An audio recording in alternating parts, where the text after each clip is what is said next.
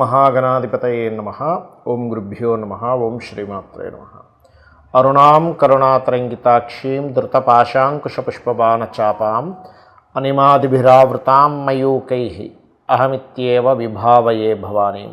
శ్రీమాత్రే నమః. ప్రేక్షకులకి ఆ లలితాంబిక అమ్మవారి యొక్క అనుగ్రహం పరిపూర్ణంగా కలగాలని మనస్ఫూర్తిగా కోరుకుంటూ మనం ఈరోజు తులారాశిలో రవి ఉంటూ శుక్రుడు నీచత్వాన్ని కోల్పోయి తన స్వక్షేత్రంలోకి వెళ్తూ రవికి నీచభంగ రాజయోగాన్ని ఇస్తున్నాడు. తద్వారా ద్వాదశ లగ్నముల వారికి లగ్నం తెలియని వారి రాశి నుంచి చూసుకోండి ఎటువంటి శుభ ఫలితాలు జరగనున్నాయి. తులారాశిలో రవికి కనుక నీచభంగ రాజయోగం జరిగి అదేవిధంగా రవి 2వ తేదీ నుంచి శుక్రుడితో కలిసి ఉండి నీచభంగ రాజయోగాన్ని పొందుతూ 16వ తేదీ నుంచి మారిపోతున్నాడు. అయితే ఈ శుక్రుడు మాత్రం అక్కడ 25వ తేదీ వరకు ఉంటాడు. మధ్యలో ఆఖరి 2 రోజులు కూడా బుధుడు కూడా కలుస్తాడు. దీనివల్ల కొంత యోగాలు కలుగుతున్నాయి.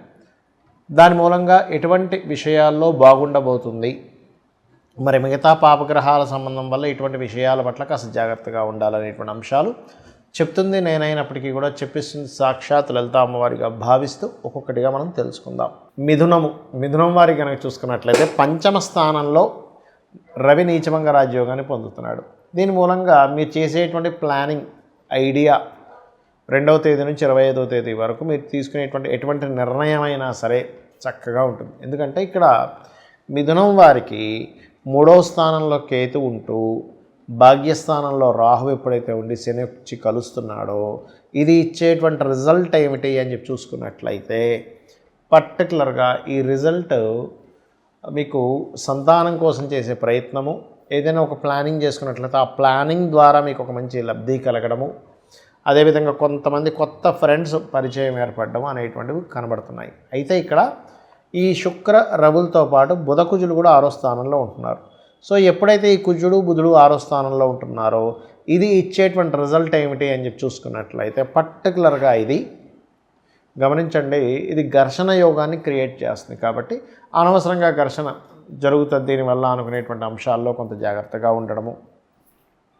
అలాగే మరొక విషయం ఏంటంటే ఇక్కడ గమనించినట్లయితే అప్పులు ముఖ్యంగా, ఎందుకంటే ఇక్కడ 4 లగ్న చతుర్థాధిపతి కుజుడితో ఉంటున్నాడు కాబట్టి ముఖ్యంగా అప్పులు ఎవరికైనా ఇవ్వడం, అప్పుల మూలంగా కొంత స్ట్రెస్ అవ్వడం అనేటువంటి జరుగుతుంది. కాబట్టి ఈ యొక్క అంశంలో చాలా చాలా చాలా జాగ్రత్తగా ఉండండి. అలాగే మరొక విషయం ఏంటంటే ఈ మిథునం వారికి ఈ 3వ స్థానంలో కేతు ఉన్నందుకు ఒక రకంగా 3వ స్థానంలో కేతు ఉండడం చాలా మంచిది, అందులో ఎటువంటి సందేహము లేదు. కాకపోతే ఎప్పుడైతే 3వ స్థానంలో కేతు ఉన్నాడో మీరు ఏదైనా అగ్రిమెంట్స్ రాసుకునేటప్పుడు కాస్త జాగ్రత్తగా రాయండి, గుర్తుపెట్టుకోండి.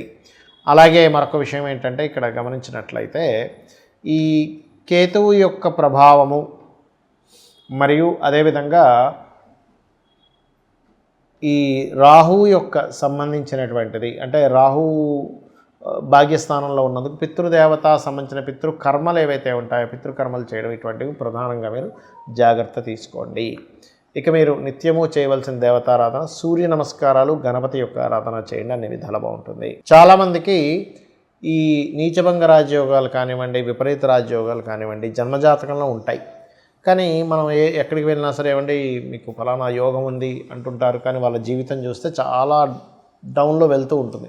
అర్థం కాదు ఏమిటండి ఇది ఉందన్నారు కానీ నాకు చూస్తేనేమో పెద్దగా ఏమి కలవట్లేదు, అంతంత మాత్రంగా ఏదో ఉద్యోగం చేస్తున్నాను, ఎప్పుడు ఫైనాన్షియల్గా ఇబ్బంది పడుతున్నాను అంటూ ఉంటారు. ఇక్కడ ఏంటంటే మీరు అర్థం చేసుకోవాల్సింది ఒక యోగము అది గోచారంలో ఏర్పడేటువంటిది తాత్కాలికంగా వచ్చిపోతుంది. కానీ మన జన్మజాతకంలో ఒక గొప్ప యోగం ఉంది అని అన్నప్పుడు ఆ యొక్క యోగము పాపకత్తెరలో ఉందా శుభకత్తెరలో ఉందా గుర్తుపెట్టుకోవాలి. అలాగే ఆ యోగాన్ని కలిగించేటువంటి గ్రహాలు ఎటువంటి ఫలితాలను ఇవ్వడానికి ఉన్నాయి అంటే ఎలా అంటే ఇప్పుడు ఉదాహరణకి ఒక వ్యక్తికి ప్రాపర్టీ మూలంగా ధనం కలిసి వచ్చేటువంటి యోగం ఉంది. అలాంటప్పుడు ఏంటంటే ఆ జాతకుడు ఆ జీవుడు అమ్మాయి కావచ్చు అబ్బాయి కావచ్చు అప్పుడు ప్రాపర్టీ రిలేటెడ్ సంబంధించిన యాక్టివిటీ చేస్తేనే అవుతుంది. కానీ ఇంకోటి ఏదో ప్లాన్ చేసుకుంటూ ఇంకో దాంట్లో నాకు రావట్లేదు అంటే అవ్వదు. ఎలా అంటే చూడండి, ఒక చిన్న ఎగ్జాంపుల్ చెప్తాను. మన బాడీలో పలానా వైటమిన్ తగ్గింది అని చెప్పారు డాక్టర్ గారు. విటమిన్ సి అనో విటమిన్ డి అనో B12 అనో సంథింగ్ తగ్గింది. అప్పుడు మనిషి ఏమవుతాడు, అతని యొక్క తత్వం అతని శారీరకంగా మానసికంగా కొంత స్ట్రెస్ అవుతూ ఉంటాడు, అంటే హెల్త్ బాగోకపోవడం వల్ల. అవి సపోర్ట్ చేయకుండా అప్పుడు ఏం చేస్తాం మనం ఎగ్జాక్ట్లీగా B12 పెంచేటువంటి ఒక ట్యాబ్లెట్ ఇంజెక్షన్ తీసుకుంటాం. అప్పుడు ఎగ్జాక్ట్లీగా అది పెరిగినందుకు కొంచెం ఎనర్జైజ్ అవుతాడు.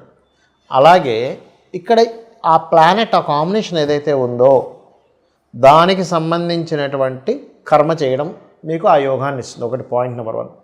రెండవది, ఇక్కడ ఏ గ్రహాలు మనకి పాపకత్తెరలో ఉన్నాయి అంటే చిన్న ఎగ్జాంపుల్ చెప్తాను నేను మీకు.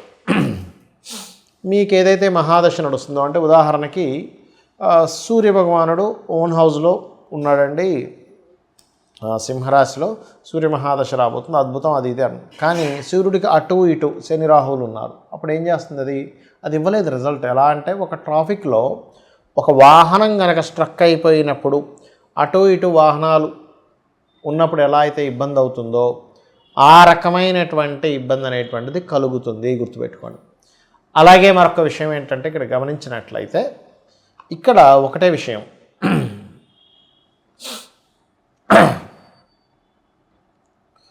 ఇక్కడ ఏంటంటే మీకు పాపగ్రహాలతో సంబంధం ఉందా, అదేవిధంగా శుభగ్రహాలతో సంబంధం ఉందా అని కూడా చూసుకోవాలి. శుభగ్రహాలతో సంబంధం ఉంటేనేమో శుభకర్తెల్లో కనుక ఉన్నట్లయితే మీకు రాబోయే మహాదశ కానివ్వండి, మీకు ఉండేటువంటి ఎటువంటి నీచభంగ రాజయోగం కానివ్వండి, విపరీత రాజయోగం కానివ్వండి, అది మీకు ఒక గోల్డెన్ పీరియడ్గా పరిగణింపబడుతుంది ఆస్ట్రాలజీలో. కాబట్టి ఇక్కడ ఏంటంటే మనకి ఏదైనా ఒక యోగం యోగించట్లేదన్నా లేనట్లయితే దాని పోర్ట్ఫోలియోస్ అంటారు. అంటే ఒక గ్రహం ఒక దగ్గర ఉన్నప్పుడు అది ఉండే నక్షత్రము, అది ఉండేటువంటి షోడశ చక్రాల్లో అది ఉండేటువంటి స్థితిని బట్టి దాని యొక్క ఫలితాలని అది ఇస్తూ ఉంటుంది, గుర్తుపెట్టుకోండి. అలా ఇచ్చేటప్పుడు దాని పోర్ట్ఫోలియో కనుక ఒకటి ఉండి మనం ఒకటి ప్రయత్నం చేసేటప్పుడు అది పని చెయ్యదు.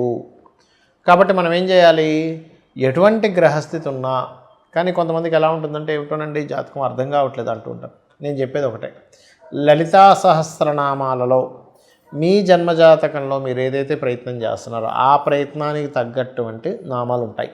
అంటే ఉదాహరణకి ఉద్యోగం రావట్లేదు, అప్పుడు ఏంటి ఉద్యోగం అసలు ఎక్కడ ఉంది మీకు, విదేశాల్లో ఉందా, వేరే రాష్ట్రానికి వెళ్తే ఉందా, ఇంట్లోని కూర్చొని వర్క్ ఫ్రమ్ హోమ్ ఉందా, లేనట్లయితే